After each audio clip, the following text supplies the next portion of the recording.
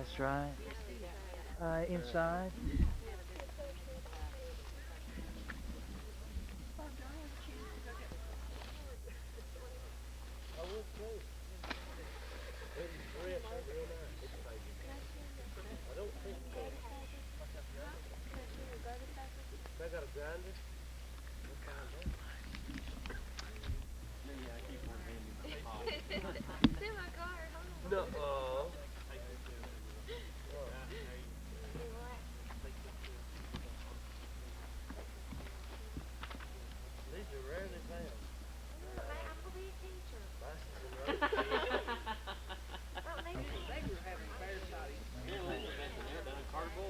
Bobby, I was doing a little space for you here, okay?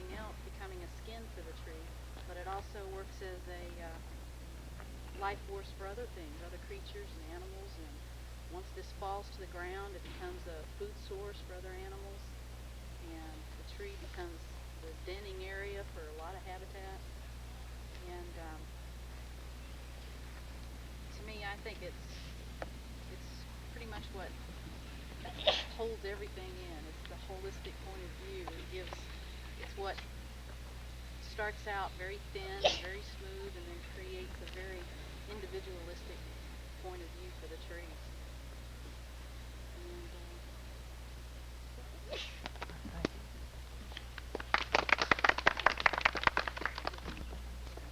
Go ahead.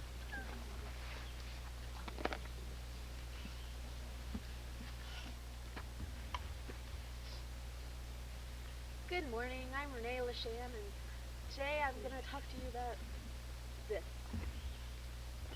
You all remember last night standing in line, waiting for dinner, starving. We were all hungry, ready to eat. We have to eat to live, and we can all relate to the fact that everything in this world needs energy to help it go. This particular piece of object, this leaf, is a food source for a lot of different things.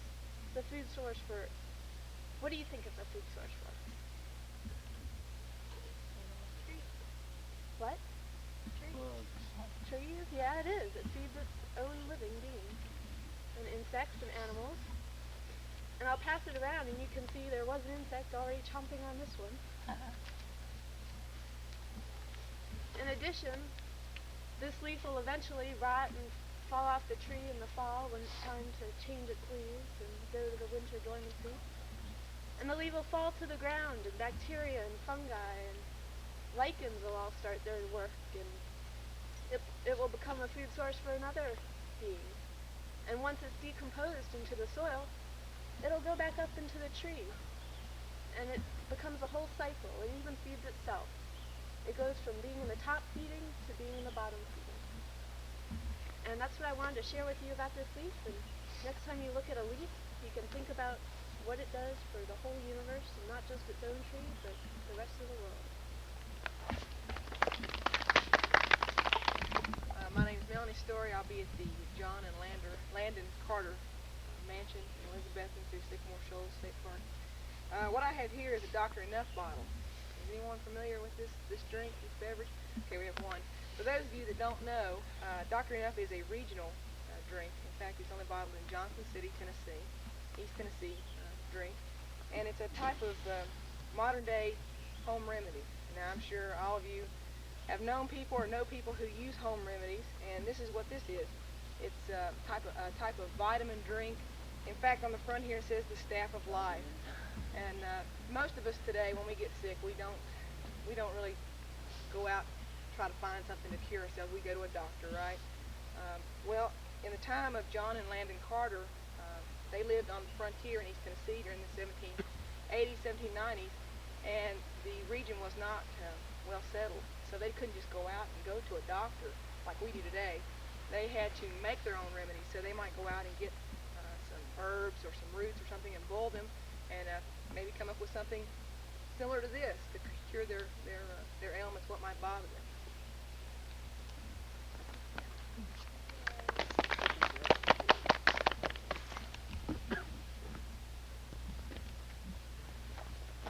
Hello, I'm Chadwick Lewis from Grand Mountain State Park, and somebody just picked this up and asked a few questions about it.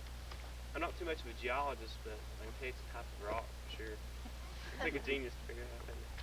But if you really look at it, some sides are real smooth, and look on the other side, it's got a lot of rough edges where it's been broken off. So you can see the weather's had a lot of rough work on this one, or somebody's mined it.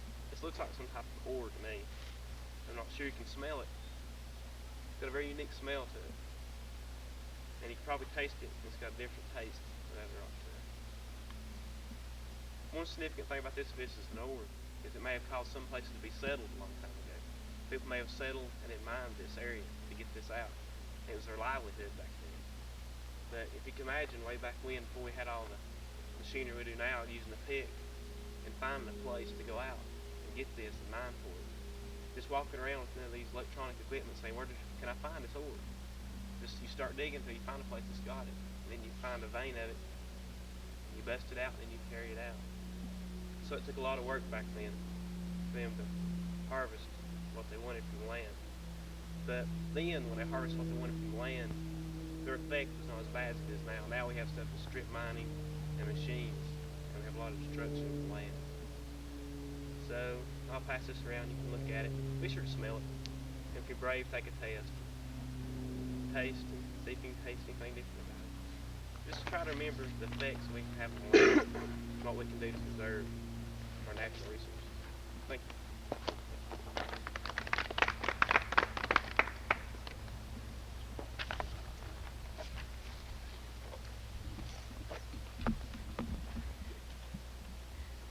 I'm Jenny Small from Pickett State Park, and some of you earlier asked, how do you get a young pine tree? Well, if you want to plant a pine tree in your yard, you wouldn't plant the entire cone like these. These cones are open, they've already done their job, they're ready to decay and be recycled.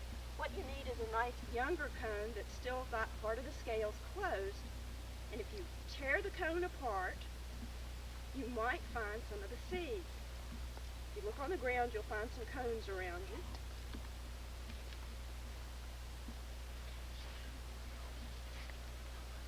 And the seeds are small, and they're winged, and they fly very well on the wind. And that's how the pine seeds leave the tree that forms them and travel to new areas.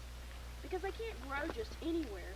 They need an area that has lots of light and relatively little vegetation on the ground because they don't compete well with other plants. So now you have an idea what you need to plant a pine tree. Or you can go the easy route and buy one from your state forester.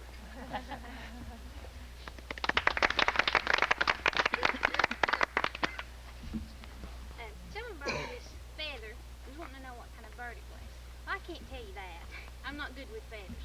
Maybe that old bird I might work with that. And I enjoy watching wildlife, and I really like birds because it's harder to go out and look and see just any wild creature running around. But most of the time when you go outside, you're going to see a bird, or at least hear a bird. Okay, like, let's sit here, and everybody counts 10, and see if we don't hear a bird. Let's try to count to 10 without hearing a bird. 1, not a bird. 2, 3, 4. You can't. I mean, birds are all around there. So, being out in nature, if you enjoy birds, you're going to get a chance to see them. And like feathers, that's a unique characteristic of birds. I mean, that's what makes a bird, really. But birds, when I was little, I used to think that having feathers was why birds could fly. Well, luckily through school I've learned there's other things that allows a bird to fly. Does anybody know any other reasons why birds can fly? Besides that? Right. Right. Birds have, like us, our bones are mostly solid. With birds, they have like strutting in their bones, which make them, so they're strong, but there's air spaces in them, which allows them to be lighter. So, with their feathers, this will allow flight. Also, the bones on birds, ours are round, while on birds they're flatter. And this allows for more muscle attachment, so they've got strong wings, and so they can fly. And the birds also, they use the feathers to fly. They use the feathers for, like waterfowl. They have an oil gland. If you put oil on these, it'll allow for water protection. It keeps them from getting so wet. And then also, the feathers on birds will keep them warm. And they can also sense touch by the feathers. So feathers are real useful. And we use them too, like in bedding, and in pillows and clothing, to keep us warm. So I think birds and feathers are really interesting. Creek Farmer here at Fall Creek Falls State Park, and I'm here today to talk to you about this little twig. And it looks like really simple, and a lot of us get very aggravated when we're walking around, maybe picking blackberries or something, and these things get on our pants and just start cussing, just getting all upset about it. But this little twig is really valuable. And one thing I want to tell you about is, you remember the legend of Briar Rabbit? Well, the fox had Briar Rabbit, and he was shaking him around by the ears and telling him, "I'm going to eat you up, and you're going to be my supper." And the rabbit said to the fox, "Well, Mr. Fox, why don't you just throw me in those sharp brambles over there, and that would be a fate worse than death to, be eaten by you. I'd be stuck by these nasty brambles." And so the rabbit was thrown by the fox into the brambles, and he escaped. And so if you look at this little briar or bramble, you'll see all these little thorns on it. And these thorns are not just agitations or aggravations to us, but they are a source of protection for the briar. And also, the little animals that live and use this as a habitat, like rabbits, briar rabbits, little mice, and even on here you see little spider web. From the tiniest to the larger mammals, they use this for habitat. And humans also benefit from briars. Thanks to my friend Jenny with the little hints from her. She helped me point these out. But blackberries, raspberries, we get jellies from that. And this is also a member of the rose family.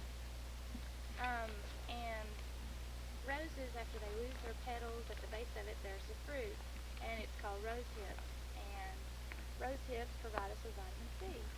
So you can see that this little source of aggravation is not just that, but it's a valuable part of our ecosystem.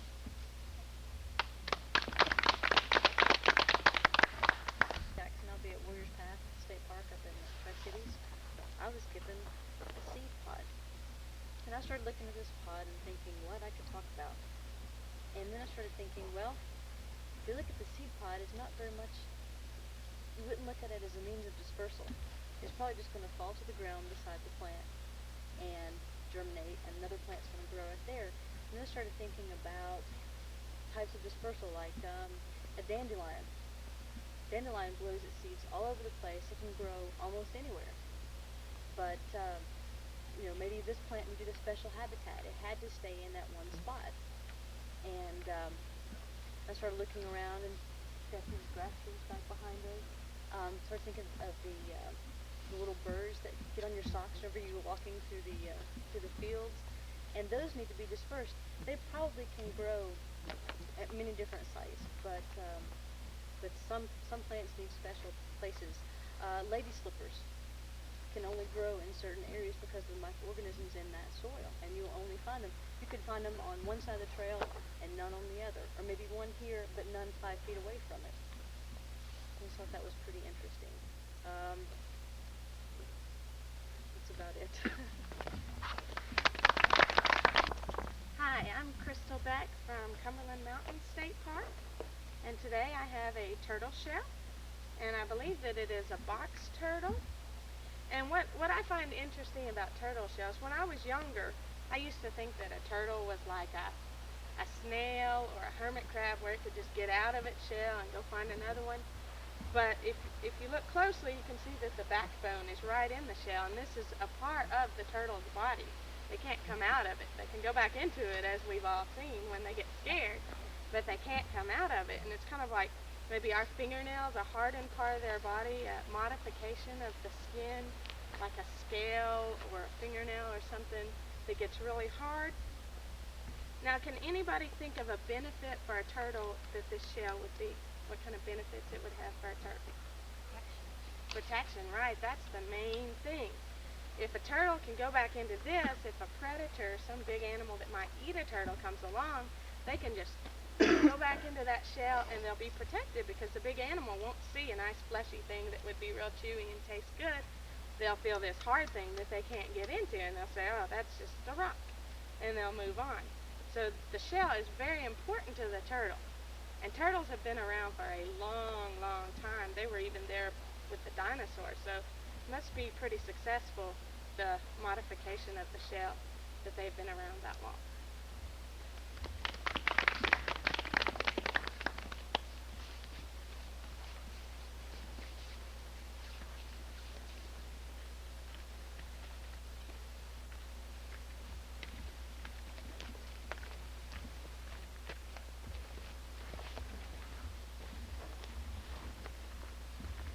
My name's Wesley Lee. I'll be working at Panther Creek State Park this summer.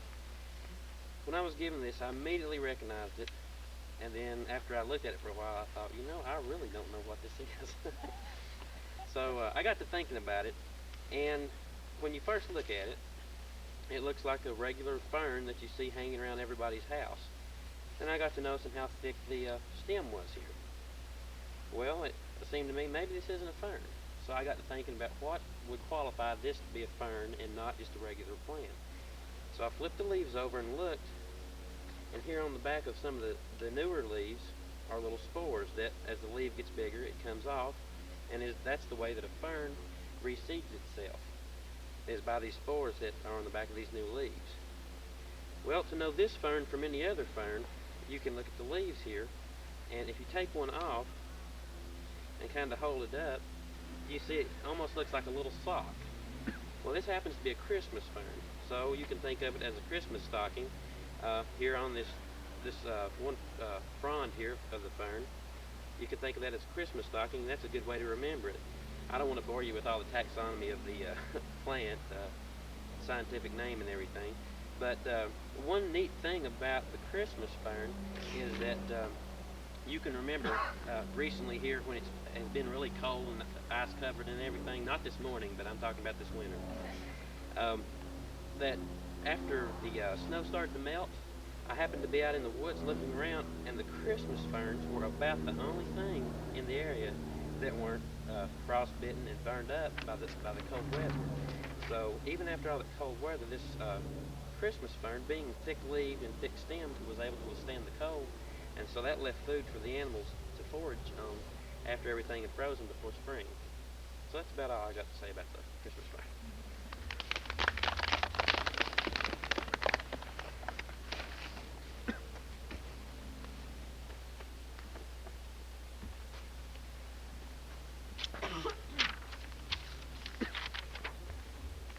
Hi, I'm Jared Epler, and I'll be at Norris Dam State Park.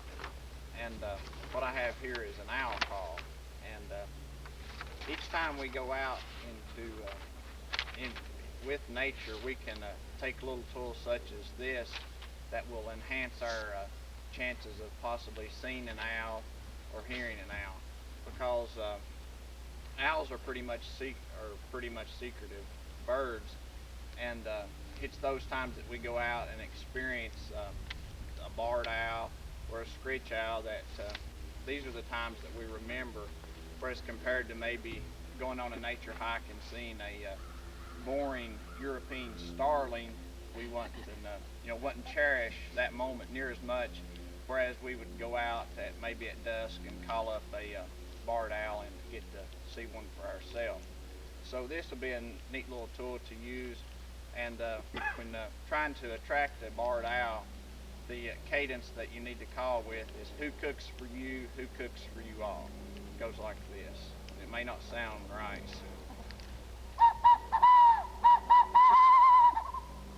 Like that.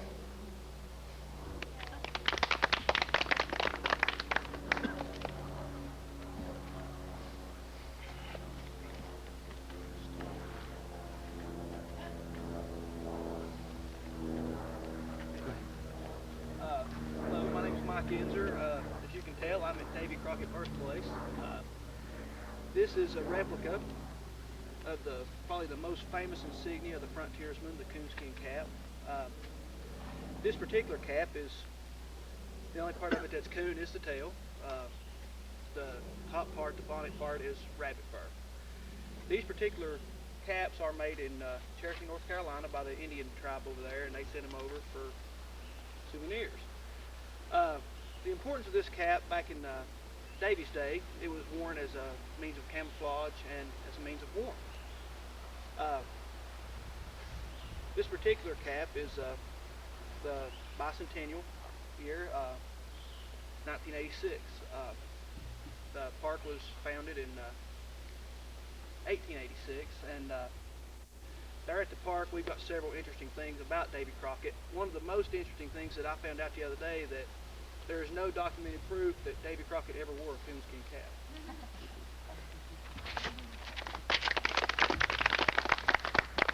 Bobby Fulcher's worn one though. You got that right. Okay. John, you're just in time, man, for your car. Let's see, who else do we have? Anyone here that was needed to go right now? Okay. The Johnny Crew. Hi,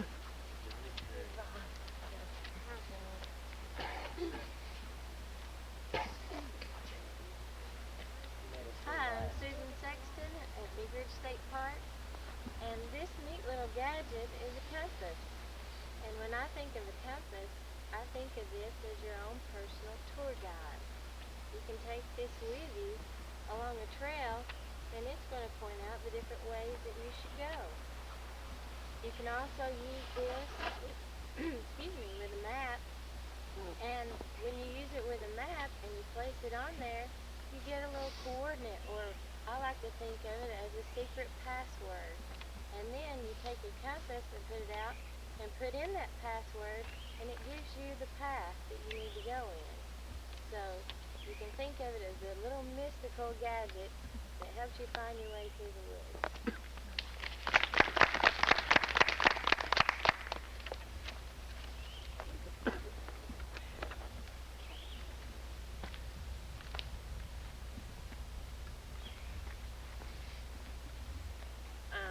I really have no idea what this is, other than some kind of plant.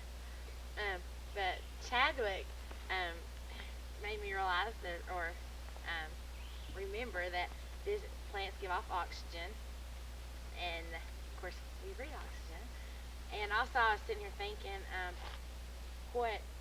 how we take plants for granted, and trees, because you look around, that's pretty much all you see. I mean, and we don't really think about it, but I was sitting there thinking, what it would look like if we didn't have trees and plants. We'd live on a pretty ugly earth, I think. And so that was pretty much my idea about this. That it, most of all to me, what it means is, I guess, beauty. I mean, kind of corny, but We love it.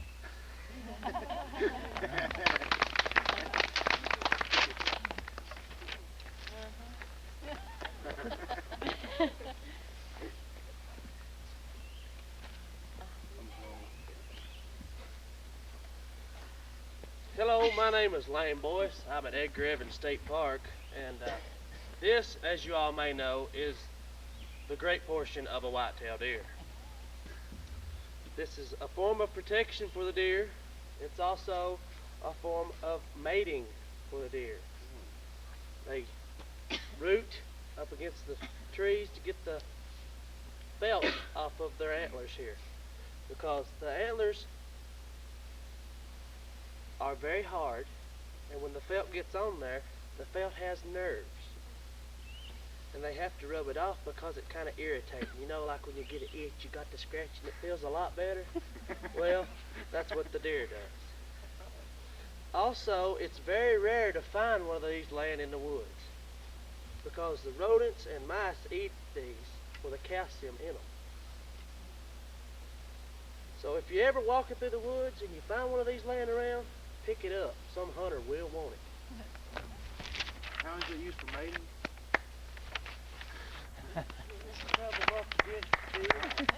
All right, all right.